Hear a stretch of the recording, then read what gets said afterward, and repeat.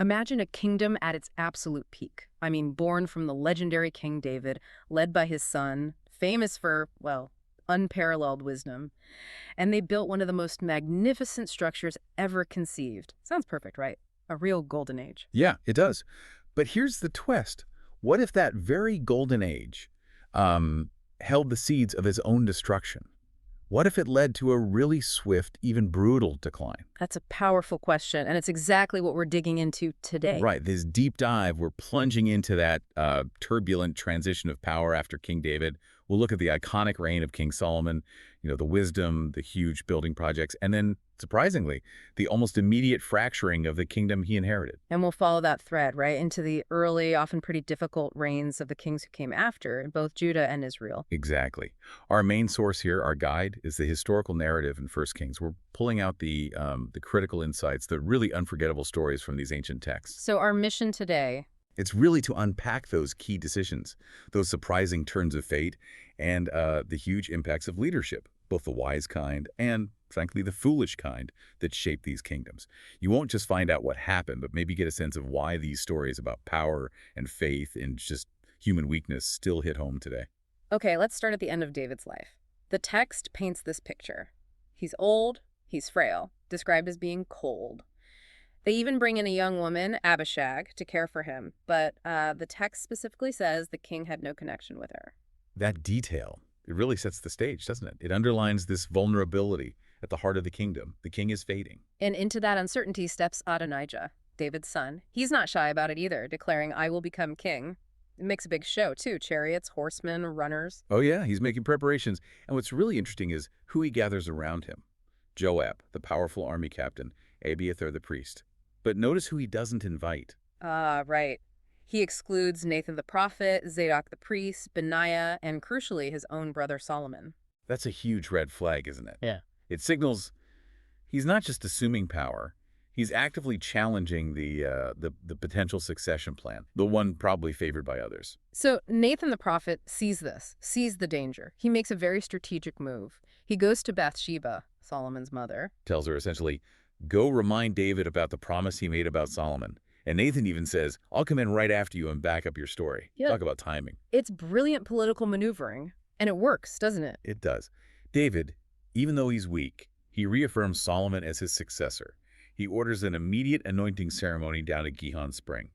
Zadok and Nathan lead it. They blow the shofar, the horn, and the people start shouting, "Long life to King Solomon!" Wow. Imagine being at Adonijah's feast. He's celebrating his own bid for the throne, and suddenly you hear that celebration erupting. Exactly. The party just dies. His guests, they scatter in fear. And Adonijah, he runs straight to the horns of the altar in the tabernacle, seeking sanctuary. Clinging to the altar for protection. So what does Solomon do? Well, Solomon's first move is quite shrewd. He basically offers Adonijah conditional safety. He says, if you prove to be a man of good faith, you'll be safe. But if not, well, the implication is clear. So, mercy, but with a very clear warning. It shows he understands power already. Absolutely. It's a fascinating look at how these power transitions happen. We think of succession battles today, the politics, the maneuvering. It's all right here. It shows that these things are rarely smooth, even inside a royal family. Okay, so David dies soon after this, but not before giving Solomon some final instructions, some really heavy charges from his deathbed. Yeah. Beyond the general advice, be strong, be a man, follow God's laws, some of it is startlingly specific and Wow. pretty dark, actually. Like what? Well, he tells Solomon to deal with Joab. Remember Joab, Yeah. David's longtime, often problematic army commander. David basically says, make sure his white head goes down to the underworld in blood for killing Abner and Amasa years earlier. Oof, settling old scores. Exactly. But then he also says, show kindness to the sons of Barzillai, who helped David during Absalom's rebellion. So it's a mix. And what about Shimei, the guy who cursed David when he was fleeing Jerusalem? Ah, yes. That's complex. David had sworn an oath not to kill Shimei himself. But now he tells Solomon basically, find a way. Make sure his white head goes down to the underworld in blood too. It's legally and ethically tricky, to say the least. Definitely leaves Solomon with some heavy lifting. And Adonijah, maybe he didn't get the memo about Solomon's resolve because he makes another move? A fatal one, as it turns out. He goes through Bathsheba, Solomon's mother, and asks to marry Abishag. Remember the young woman who attended David in his old age? Why was that such a big deal? Seems like just a marriage request. But in that ancient Near Eastern context, it was way more than that. Taking a former king's concubine, even when he had no relations with, was seen as staking a claim to the throne. It implied you were the successor. Solomon saw it immediately. He saw it as a direct challenge. Absolutely. A political power play hidden in a personal request. And Solomon's reaction is immediate and ruthless. What does he do? He orders Benaiah, who becomes his new military commander, to execute Adonijah on the spot. No hesitation. Then he deals with the others who backed Adonijah. Abiathar the priest is exiled, which, interestingly, fulfills an old prophecy about the priestly line of Eli. Wow. And Joab, Adonijah's other main supporter. Joab hears what happened to Adonijah and runs to the altar, just like Adonijah did. But it doesn't save him this time. Solomon orders Benaiah to strike him down right there. Then Benaiah gets Joab's job, and Zadok becomes the sole chief priest. He's cleaning house, systematically removing any potential rivals and rewarding his loyalists. Precisely. And finally, Shehem. Solomon doesn't kill him immediately. Instead, he confines him to Jerusalem, makes him swear an oath not to leave the city limits. Setting a trap. Perhaps. Or giving him a chance. Either way, 3 years later, Shimei does leave Jerusalem to retrieve some runaway servants from Gath.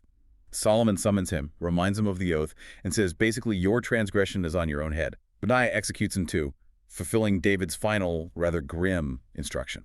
It's a stark picture of how power is consolidated. Often quickly, often brutally. It makes you think, doesn't it? What lines get crossed for political stability? And what are the long-term effects when a reign starts like that? It's a heavy beginning. But from this intense consolidation, we move into what's widely seen as Solomon's golden age. And the turning point, arguably, is that famous dream at Gibeon. Right, where God appears to him and basically says, ask for whatever you want me to give you. An open invitation. Incredible offer. And Solomon's response is what's so remarkable. He doesn't ask for riches or a long life or the defeat of his enemies. He asks for a wise heart, or literally a listening heart, to judge God's people justly, to discern between good and evil. He asks for wisdom to govern well. Exactly. And God is clearly delighted. He says, because you asked for this and not for selfish things, I'll give you not only wisdom unlike anyone before or after you, but also the things you didn't ask for, riches and honor. And we see that wisdom almost immediately, don't we, with that famous story? The story of the 2 prostitutes and the baby, a classic. Both claim to be the mother of the living child. Solomon's solution seems shocking at first. Cut the living child in 2. But it reveals the truth instantly. The real mother cries out to save the child, even if it means giving him up. Precisely. It showed his incredible insight into human nature. And the text says all Israel heard of the judgment and held the king in awe, recognizing the wisdom of God was in him. This wisdom seems to usher in a period of incredible peace and prosperity. It really does. The descriptions are vivid. Judah and Israel are as numerous as the sand by the seashore, eating, drinking, happy. People live safely under their own vine and fig tree, that classic image of peace and security. Solomon's court provisions were immense, just staggering amounts of food daily, reflecting the kingdom's wealth. And his military power. Also significant, thousands of stalls for chariot horses, 12,000 horsemen. He controlled vast trade routes. His reputation for wisdom spread internationally. Yeah, the text says his wisdom surpassed Egypt and all the peoples of the East. He composed thousands of proverbs, over 1,000 songs. He knew about botany, zoology. He was like a Renaissance man, almost, a philosopher king. People came from everywhere, from all nations, just to hear his wisdom. Kings sent delegations. And the crowning achievement of this era, literally, is the temple. The temple in Jerusalem, yes.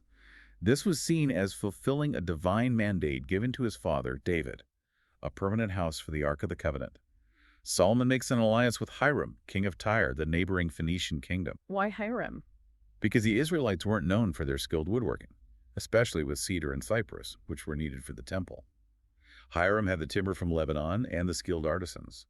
Solomon traded grain and olive oil for them. The scale of the project must have been immense. Absolutely huge. The text mentions 30,000 Israelites conscripted for labor in Lebanon, in shifts, plus 70,000 carriers and 80,000 stone cutters in the hill country, overseen by thousands of supervisors. It was a massive national effort. And there's that fascinating detail about the construction itself. Yes, that the stones were quarried and pre-cut, shaped off-site. So at the temple site itself, no hammer, chisel, or any other iron tool was heard while it was being built.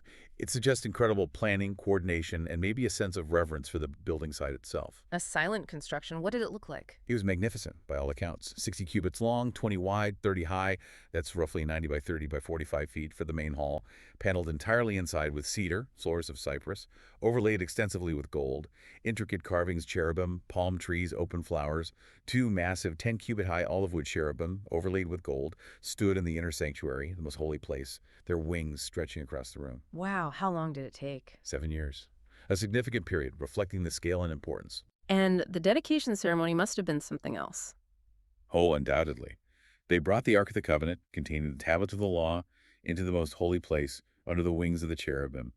And then, the narrative says, a cloud filled the temple, the glory of the Lord, a visible sign of God's presence.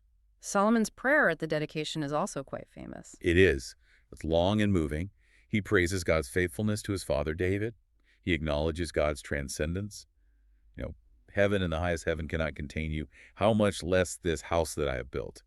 But he asks God to hear the prayers directed towards this place. Prayers for all sorts of things, right? Forgiveness, justice, rain and drought, victory, even from foreigners who came to pray there. Yes, it's quite inclusive in that sense, a place where people could connect with God. The celebration afterwards was huge, tens of thousands of animals sacrificed, a feast lasting 14 days. The people went home joyful and glad in heart. It really does feel like the absolute pinnacle, a king combining wisdom, devotion, effective governance. It makes you wonder, that initial request for wisdom, how much did that shape everything that followed? It seems foundational, doesn't it? But even at this high point, the story takes a turn. A shadow starts to fall. How so? God appears to Solomon a second time. He reaffirms the promise the dynasty will endure if Solomon and his descendants remain faithful.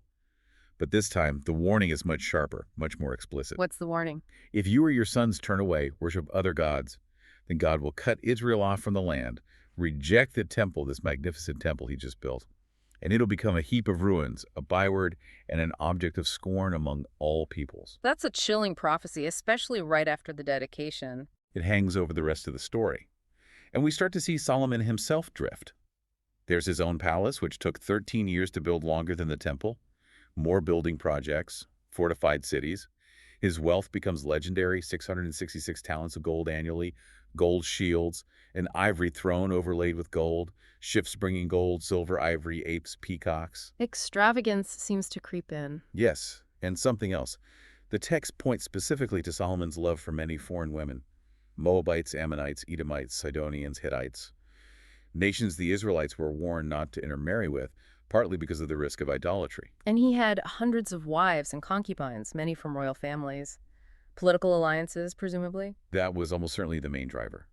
Standard practice for kings in that era, cementing treaties through marriage. But the text says in his old age, his wives turned his heart after other gods. So the very thing the warnings were about happened.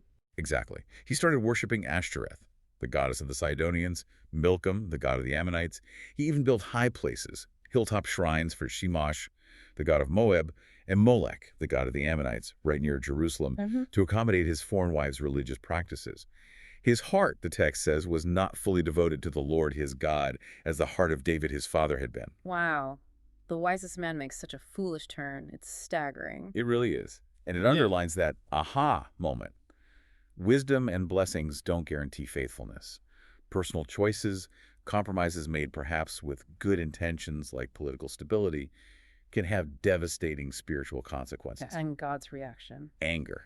The text says the Lord was angry because Solomon's heart had turned away, despite those two direct warnings.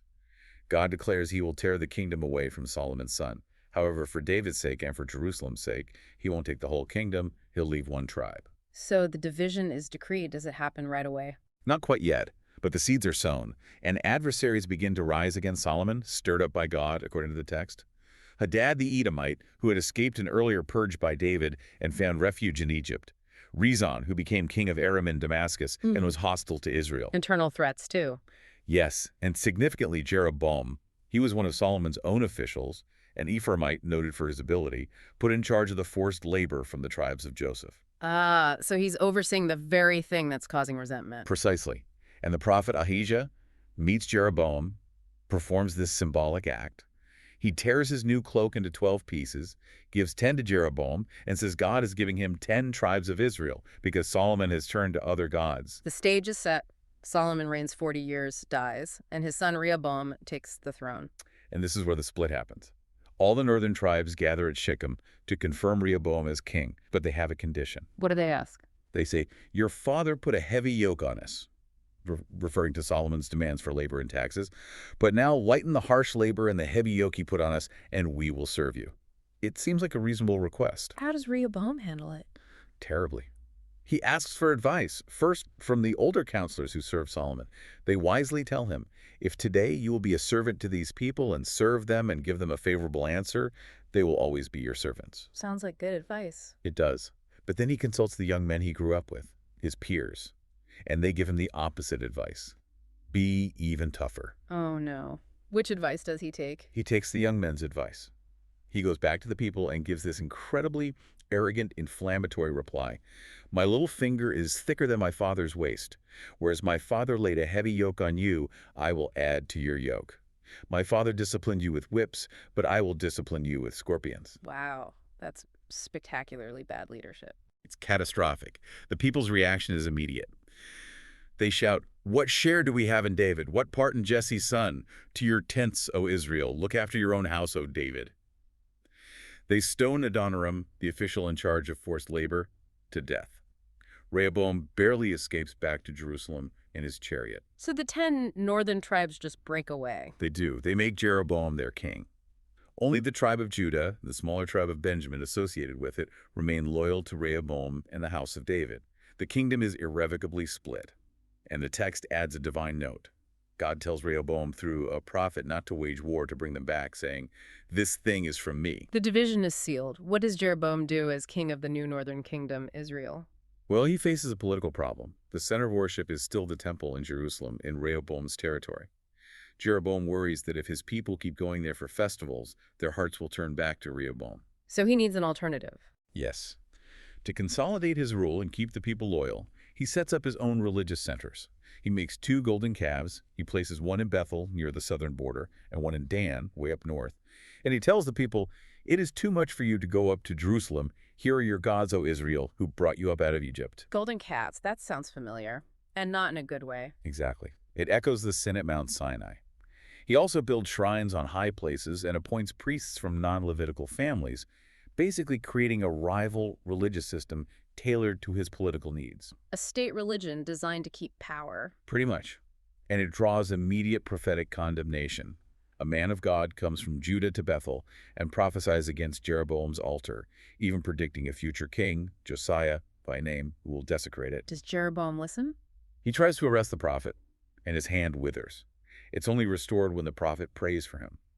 But ironically, that same prophet later disobeys God's specific command not to eat or drink in Bethel, gets tricked by an older local prophet, and ends up being killed by a lion on his way home.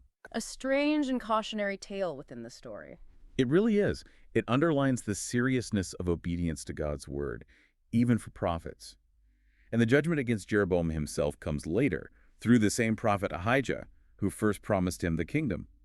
Ahijah, now old and blind, tells Jeroboam's disguised wife that their 6th son will die, and that God will wipe out Jeroboam's entire family line because of his terrible idolatry, which set a pattern for Israel. So this division, born from Rehoboam's arrogance and solidified by Jeroboam's political idolatry, sets a really tragic course. Absolutely. It shows how poor leadership, responding badly to dissent, and manipulating religion for political ends can lead straight to national disaster. And this sets up a pattern, doesn't it? We start seeing parallel histories of the kings of Judah in the south and Israel in the north. We do. In Judah, Rehoboam reigned 17 years. The text says Judah did evil in the eyes of the Lord, following his lead, setting up high places, sacred stones, Asherah poles, symbols of a Canaanite goddess, even allowing cult prostitution. It provokes God's anger. And there are consequences. Yes. Shishak, the pharaoh of Egypt, attacks Jerusalem. He loots the temple treasures in the royal palace, including those famous gold shields Solomon made.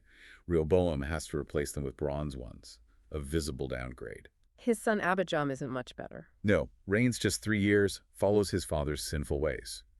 But the text notes that for David's sake, God maintained a lamp in Jerusalem, allowing the dynasty to continue. But then comes Asa, A reformer. Yes, Asa, son of Abijam, reigns for 41 years in Judah, and he is presented much more positively. He did what was right in the eyes of the Lord, as his father David had done. He removed the male shrine prostitutes, got rid of idols, and even deposed his own grandmother, Maacah, from her position as queen mother because she had made an Asherah pole. So periods of reform were possible in Judah. What about Israel, the northern kingdom? Israel's story in this period is chaotic and consistently negative. A rapid, violent succession of kings, almost all described as doing evil in the eyes of the Lord, specifically following the sinful pattern established by Jeroboam. Give us the highlights, or maybe lowlights. Okay, so after Jeroboam, his son Nadab reigns 2 years, then gets assassinated by Baasha.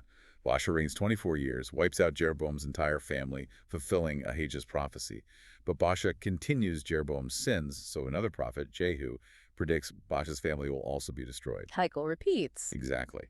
Baasha's son Elah reigns 2 years, assassinated by Zimri, an army official.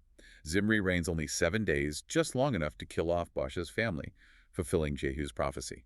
Then the army declares their commander, Omri, king. Zimri sees he's trapped and commits suicide by burning the palace down around himself. 7 days. That's intense political instability. It really is. Omri then has to fight a civil war against another claimant, Tibni. Omri wins, rules for 12 years. He's militarily significant. He establishes Samaria as the new capital of Israel, but religiously. The text says he did evil in the eyes of the Lord and sinned more than all those before him. Worse than all the others. What about his son? His son is Ahab, and Ahab manages to sink even lower, reigns 22 years. The text says he did more evil in the eyes of the Lord than any of those before him. How could he be worse? It wasn't just continuing Jeroboam's calf worship. Ahab marries Jezebel, daughter of the king of Sidon, a Phoenician princess, and through her influence, he introduces the official worship of Baal, the Canaanite storm god, into Israel. He builds a temple and an altar for Baal in Samaria, sets up an Asherah pole. It's state-sponsored paganism far beyond Jeroboam's political idolatry. The text says he did more to provoke the Lord, the God of Israel, to anger than did all the kings of Israel before him. So Judah has some ups and downs, but Israel under these early kings just spirals downwards. It's a stark contrast. It really is. And it sets the stage for a major confrontation, because into this environment of state-sponsored Baal worship under Ahab and Jezebel steps one of the most dramatic figures in the Old Testament, Elijah the Tishbite. He just appears before Ahab and declares, "As the Lord, the God of Israel, lives, whom I serve, there will be neither dew nor rain in the next few years, except at my word." Bam! Announces a devastating drought. Talk about making an entrance. How does he survive during the drought? God provides for him miraculously. First, he hides by the Wadi Cherith, and ravens bring him bread and meat morning and evening. He drinks from the brook. Ravens feeding him. Okay, yeah.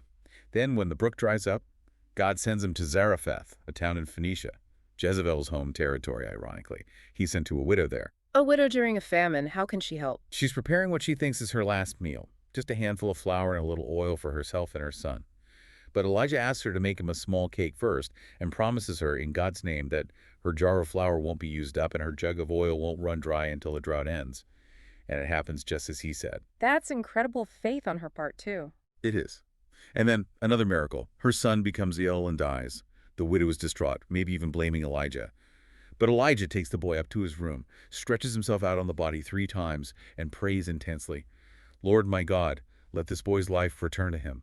And the boy revives. He raises him from the dead. Yes, and the widow's response is profound. "Now I know that you're a man of God, and that the word of the Lord from your mouth is the truth." These miracles establish Elijah's authority. What happens next? The big showdown. The big one, Mount Carmel. After 3 years of drought, God tells Elijah to present himself to Ahab. Elijah confronts Ahab, blames him for Israel's troubles because of Baal worship. Then he issues the challenge. Gather all Israel, the 450 prophets of Baal and the 400 prophets of Asherah, supported by Jezebel, on Mount Carmel. What's the challenge? Elijah addresses the people. "How long will you waver between 2 opinions? If the Lord is God, follow him. But if Baal is God, follow him." Then he proposes a test. 2 bowls, 2 altars. The prophets of Baal will call on Baal. Elijah will call on the Lord.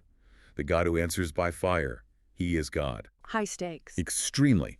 The prophets of Baal go first. They prepare their bowl, then call on Baal from morning till noon. "Baal, answer us." But nothing. Silence. They dance wildly around the altar. Elijah starts mocking them. Taunting them. Oh, yeah. Shout louder. Surely he is a god. Perhaps he is deep in thought or busy or traveling. Maybe he is sleeping and must be awakened. They get more frantic, slashing themselves with swords and spears, as was their custom, until their blood flowed. They keep raving right up until the evening sacrifice time. Still nothing. No response, no one answered, no one paid attention. Then it's Elijah's turn. Yes. He repairs the Lord's altar, which had been torn down using 12 stones, representing the tribes of Israel. He digs a trench around it. He puts the wood and the bull on the altar. Then he does something extraordinary. He has the people douse the sacrifice and the wood with 4 large jars of water, not once but 3 times. 12 jars of water soak everything, filling the trench. Why make it wet? To make it harder to burn. Exactly, to remove any doubt.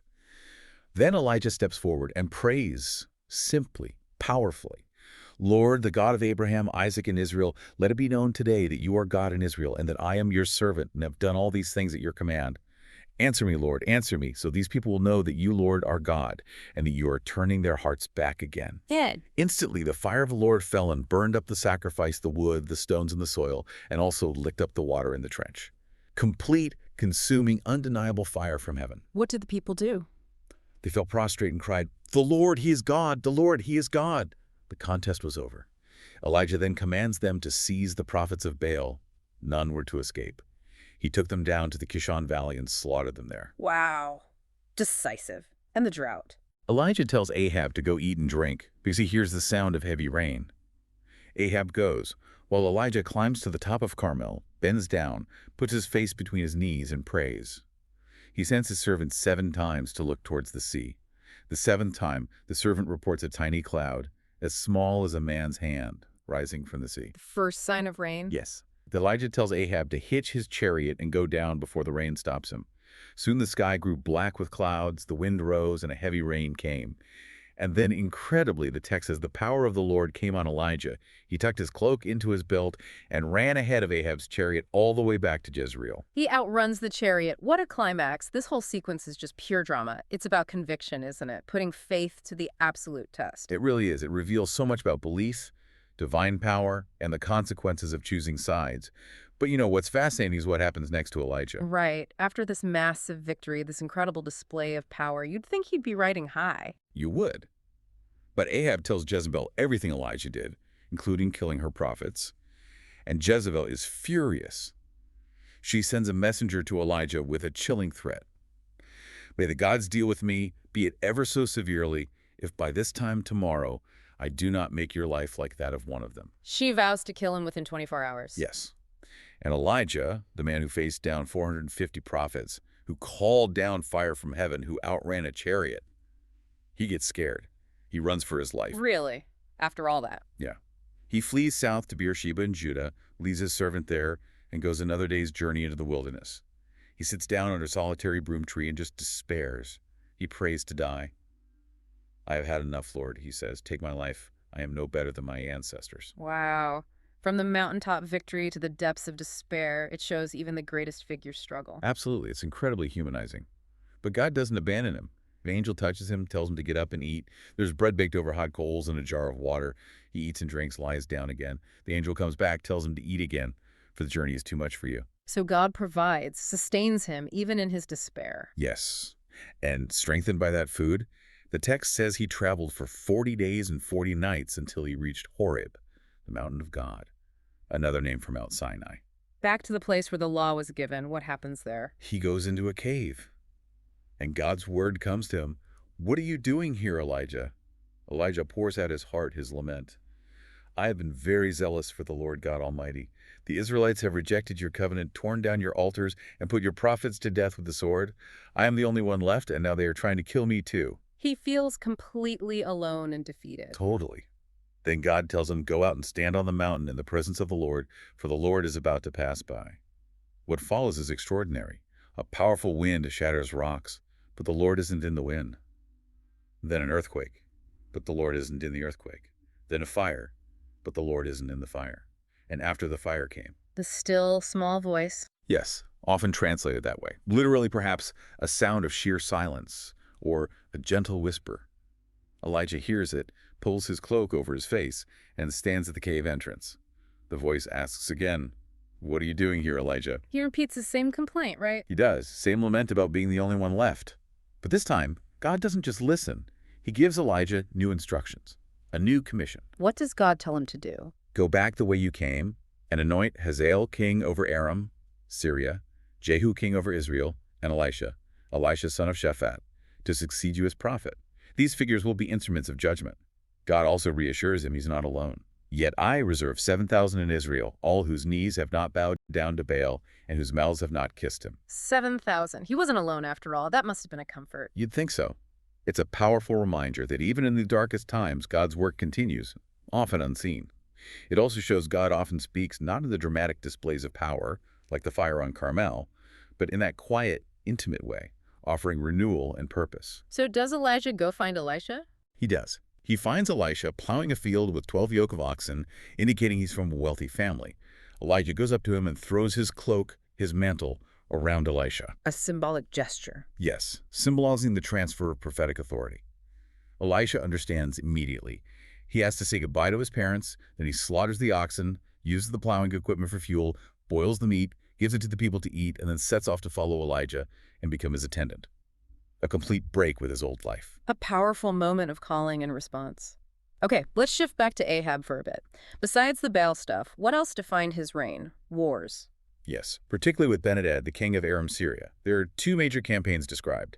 In the first, Ben-Hadad besieges Samaria, Ahab's capital, with a huge coalition of kings. He makes outrageous demands for your silver, gold, wives, children. Ahab initially, surprisingly, agrees. He just caves. At first. But then Ben-Hadad ups the ante. He says his envoys will come tomorrow and search Ahab's palace and the houses of his officials and take anything they please. This time, Ahab consults his elders, and they advise him to refuse. So he finds some backbone. He does. He sends back that defiant message we mentioned earlier. Let not the one who straps on his armor boast like the one who takes it off. A prophet then assures Ahab of victory, using the young, inexperienced servants of the district officials. And against the odds, Ahab wins a significant victory. But Ben-Hadad comes back, right? He does, the following spring. His advisors tell him the reason they lost was because Israel's gods are gods of the hills. They figure if they fight Israel on the plains, they'll win. Interesting strategy, based on theology. Yeah. But again, a prophet comes to Ahab and says, God will deliver the Aramean army into his hands specifically, so they will know that God is God not just of the hills, but of the valleys too. Israel, though vastly outnumbered, achieves a massive victory, slaughtering 100,000 Aramean foot soldiers. Another huge win for Ahab. What happens to Ben-Hadad? He escapes and hides in the city. His officials, dressed in sackcloths with ropes around their heads, go to Ahab, begging for mercy. And Ahab's response is controversial. He asks, is he still alive? He's my brother. He makes a treaty with Ben-Hadad, gets some towns back, secures trade concessions, and lets him go. Lets the enemy king go free after God gave him the victory. Exactly. And this draws another prophetic rebuke. A prophet disguises himself, intercepts Ahab, and tells him a story about letting a prisoner under his charge escape. Ahab condemns the man in the story, and the prophet reveals himself, saying, this is what the Lord says. Because you have spared the man I devoted to destruction, your life will be forfeit for his life, and your people for his people. Ahab goes home, sullen and angry. This seems to be a pattern with Ahab victory, followed by compromise or failure. And then there's the most infamous incident of his reign. Naboth's vineyard, yes. Yeah. Ahab wants the vineyard belonging to Naboth the Jezreelite because it's right next to his palace in Jezreel. He wants it for a vegetable garden. He offers Naboth a better vineyard or cash. Seems reasonable enough. But Naboth refuses. He says, the Lord forbid that I should give you the inheritance of my fathers. It was ancestral land, deeply tied to family and covenant identity. He couldn't just sell it. How does Ahab react? He reacts like a spoiled child. He goes home, lies on his bed, sulks, refuses to eat. Seriously? The king? Yes. And Jezebel finds him like this. She basically mocks him. Is this how you act as king over Israel? Get up and eat. Cheer up. I'll get you the vineyard of Naboth the Jezreelite. She takes matters into her own ruthless hands. What does she do? She writes letters in Ahab's name, seals them with his royal seal, and sends them to the elders and nobles in Naboth's city. The letters instruct them to proclaim a public fast, seat Naboth in a prominent place, and then have two scoundrels testify falsely that Naboth cursed both God and the king, a capital offense. A completely fabricated charge. Totally. And the elders do exactly as Jezebel instructed. They hold a sham trial, the false witnesses testify, and Naboth is taken outside the city and stoned to death. Jezebel then tells Ahab, Go and take possession of the vineyard. Naboth is no longer alive, but dead. It's just like that. Abuse of power, false witness, murder, all for a vegetable garden. It's appalling. But just as Ahab goes to take possession, God sends Elijah to confront him right there in the vineyard. Elijah again. What does he say this time? His judgment is brutal and specific. Have you not murdered a man and seized his property? Then the prophecy. In the place where dogs licked up Naboth's blood, dogs will lick up your blood. Yes, yours. He declares Ahab's entire dynasty will be cut off, wiped out like the houses of Jeroboam and Baasha. And for Jezebel, dogs will devour Jezebel by the wall of Jezreel. That's incredibly harsh. How does Ahab react this time? This time, Ahab actually humbles himself. The text says when he heard Elijah's words, he tore his clothes, put on sackcloth, and fasted. He lay in sackcloth and went around meekly. Genuine repentance, it seems. Does it make a difference? It does, partially. God speaks to Elijah again, saying, have you noticed how Ahab has humbled himself before me? Because he has humbled himself, I will not bring this disaster in his day, but I will bring it on his house in the days of his son. So, judgment is delayed for Ahab personally, but not averted for his dynasty. But Ahab still dies violently, right? Didn't the prophecy say dogs would lick his blood? Yes, it did. Some years later, Ahab persuades Jehoshaphat, the king of Judah, to join him in a campaign to retake Ramoth-Gilead from the Arameans. All of Ahab's court prophets, about 400 of them, promise victory. But Jehoshaphat insists on consulting a prophet of the Lord. Reluctantly, Ahab summons Micaiah, whom he dislikes because he never prophesies anything good about him. Exactly. Micaiah first sarcastically mimics the other prophets, then reveals the truth. He saw Israel scattered on the hills like sheep without a shepherd, and God had put a lying spirit in the mouths of Ahab's prophets to lure him to his doom. Ahab goes into battle anyway. He does, but he disguises himself, hoping to avoid being targeted. It doesn't work. The text says someone drew his bow at random and hit the king of Israel between the sections of his armor. A chance arrow finds the disguised king. Just like that. He props himself up in his chariot facing the enemy, bleeding heavily. He dies that evening. They take his body back to Samaria, and when they wash the chariot in a pool there, the dogs lick up his blood, just as Elijah had prophesied. Prophecy fulfilled. It's a stark illustration of how power corrupts, the influence of a wicked partner like Jezebel, and the theme of divine justice running through these narratives. Absolutely. Personal greed, disregard for justice. They sow the seeds of destruction, even for kings. So as we near the end of 1 Kings, the cycle continues. It does. In Judah, Jehoshaphat, Ahab's contemporary, generally reigns well for 25 years. He does what was right in the eyes of the Lord, like his father Asa, though he doesn't remove all the high places where people offered sacrifices. He maintained peace, sometimes an uneasy alliance with Israel. And in Israel, after Ahab. Ahab's son, Ahaziah, takes the throne. He reigns only 2 years, and the verdict is grim. He did evil in the eyes of the Lord because he followed the ways of his father and mother in Jeroboam. He served and worshipped Baal. The pattern continues. It's relentless, isn't it? This pattern of judging kings based on whether they followed the ways of David, faithfulness to God, or the ways of Jeroboam, political idolatry and compromise. It's the central theme, really. It underscores how crucial those foundational decisions and core values are for leaders, and how long-lasting their impact can be, for good or for ill. We've really covered a lot of ground here. An epic saga, really, from, the tense succession after David, the political games, to Solomon's incredible wisdom and the temple's grandeur. Then his tragic slide into compromise and idolatry, leading almost immediately to the painful split of the kingdom.